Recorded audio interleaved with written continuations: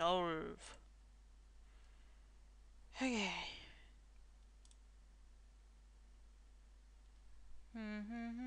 This one's a good one. And that one. And this one.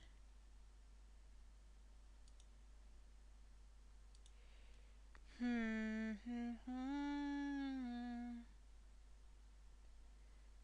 this one. Yes! Those clues seem on track, all right. Now choose the person you suspect. Mark Moriarty. You got it! Mark Moriarty left a strange warning in the cave, and you can show how and why. Let's check the evidence. First of all, we saw bats in the cave. We noticed that the locked gate sealed the main entrance up tight. Bats have to get out every night to eat insects. There must be another entrance to the cave. Spelunkers know how to climb in caves. Claves? Caves. But the Cave Crawlers Club didn't climb in Farmer Duffy's cave. They had a key, but it was against their rules to disturb the bats. Kathy Bragg told us that Mark Moriarty had been a cave crawler but had dropped out. She said he had a hard time following the rules.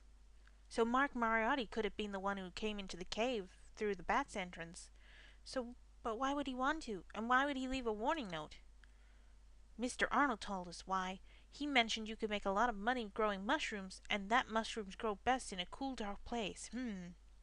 We saw patches of dug up dirt in the cave, and the warning sign had been held down with a trowel. Someone had planted mushrooms in a cool, dark cave. But how can we prove that Mark did it? When we went to see Mark, he was bragging about all the money he would have soon. He thought he was going to become a mushroom millionaire. He thought wrong. Well, look at this. Resulka and Mark Moriarty, the mushroom millionaire, right here in the papers. Farmer Duffy was really worried about that mystery sign. He said he and his family can now relax that Resulka solved the case. Way to go, Resulka. Let's see that article.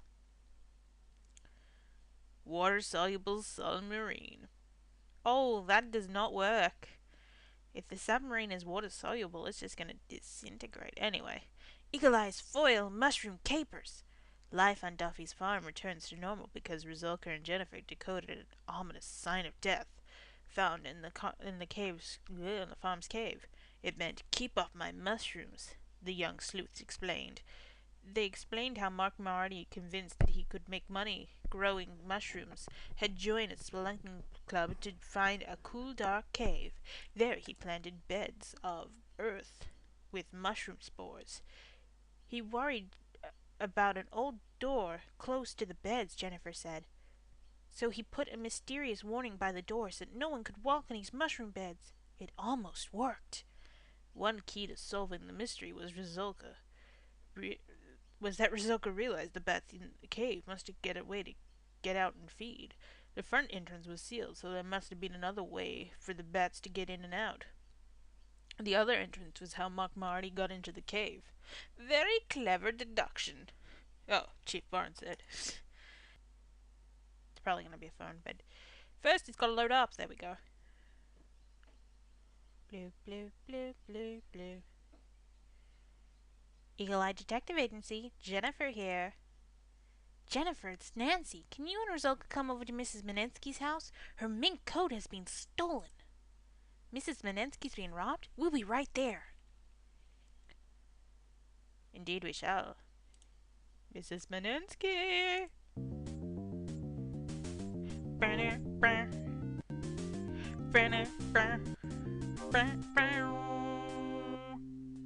Oh, I love the music in this game. It's not much of it. Oh, cat just mysteriously appeared. Mrs. Miniski is our next-door neighbor. I hope we can get her mink back for her. Again! Thanks for coming, guys. I've been racking my brains for clues, and I did remember one thing. Willie Barr and Mike Walker were playing baseball in the yard underneath the treehouse yesterday. I saw Mike climb the fence into Miniski's yard at one point, but I didn't notice when he came back. Mrs. Miniski's mink coat is missing from... Woo! Pardon me, that's my phone. Mrs. Miniski's mink coat is missing from the coat rack in the front hall. A pearl earring is on the floor by the coat rack. The earring is for a pierced ear. Indeed it is. Hey, Mrs. Miniski. I'm so upset. I've been out of town for a few days and was planning to return late tonight. I got a little tired, so I came home early and my mink coat was gone. I always left it on the coat rack in the front hall, but as you can see, it just isn't there. Could a burglar have broken in while I was gone? Oh, I hate to think of it. Melinda Juice was kind enough to feed my cats while I was away. The other day, over tea at Linda Harper's, we agreed that I would leave the key for her under the mat. I don't wear the coat anymore because I read how they raise the minks in cages.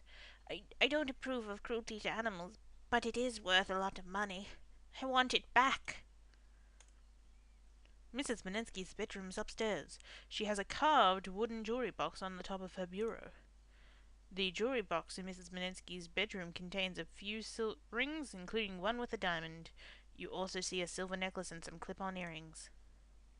Whoever took the coat didn't search the rest of the house. This jewelry is valuable. That jewelry box is the first place I looked after I saw the coat was missing. I'm so relieved to find my diamond ring. It was my grandmother's. Mrs. Miniski is wearing an ornate gold ring on her right hand. Her bracelet is also gold. Her ears are not pierced, and she's not wearing any clip-on earrings today. Interesting. Well, let's go see Mrs. Harper.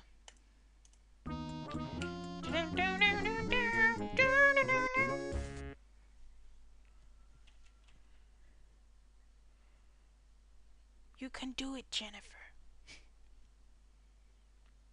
Mrs. Harper lives in a really big house. My grandpa says that their family made a lot of money in the oil business 100 years or so ago. Hey, Melinda. Oh no, Mrs. Harper. I hate to say this, but Melinda Juice is such a dear, for when she and Mrs. Miniski were here for tea, I heard them talking. Melinda asked for a key to Mrs. Miniski's house, right after they'd been discussing that mink coat. Perhaps she's short on money. With Mr. Medford gone, the jewelry shop can't be doing very well. Where is Mr. Medford? It's his jewelry shop. Come to think of it, some of my sterling silver spoons were missing after tea, and she did go into the kitchen. Mrs. Harper has pierced ears. She is wearing gold earrings. Let's look at your piano for some reason. Most of Mrs. Harper's looks old and expensive. Here is a beautiful black grand piano in the center of the room. A note on top of the piano says, Piano, Brass Monkey Antiques, Monday, 4 p.m. There is an ornate set of kitchenware in a walnut case in the kitchen. The silver set is complete and looks very expensive. A large stack of envelopes is on the counter. 3. Most of the envelopes on the counter look like bills. Most of them look like they're from collection agencies. I think you've been stealing, Mrs. Harper. Sounds like you're the one who's broke. You been a naughty girl? Have you? Hey, Taylor Park. Let's go there.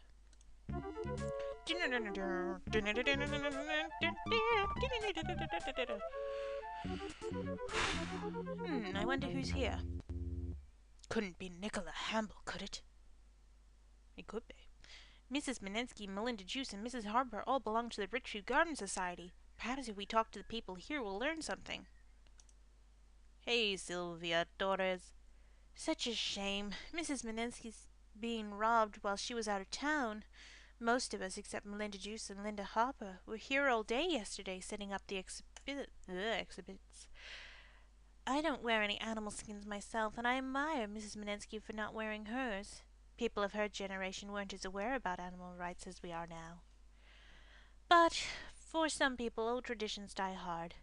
I was at the opening concert of Richview Symphony last night, and there was Linda Harper in a thick mink coat as usual. This one was even more long and luxurious than the one she usually wears. Well, I suppose that Linda Harper without a mink wouldn't be Linda Harper. Sylvia Torres has pierced ears. Her earrings are miniature globes with blue oceans and gold land. Ah. The flower exhibits are beautiful and intricate. It looks like it took a lot of work to set them up. Indeed, it may have. Alright.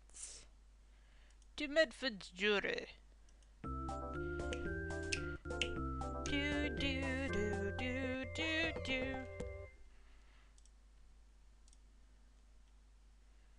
Melinda Juice is acting manager at Medford's Jewelry. Let's see if she can tell us anything about the theft. Hey, Melinda. I fed Mrs. Miniski's cats just before coming to work yesterday morning, but we were so busy here at the store that I didn't have a chance to go back last night. I remember that I noticed the mink was hanging on the coat rack when I left. We were discussing it just the other day over tea at Mrs. Harper's house. She said it was very valuable but she never wears it because she doesn't like how they were raised, minks for their fur. Such a shame. I'd love to have a coat like that. Well, you know what I mean. You can't think that I stole it, could you? Mrs. Melinda Juice is wearing an expensive-looking pair of clip-on earrings. She doesn't have pierced earrings. So that proves she didn't do it. But we are going to finish the case here.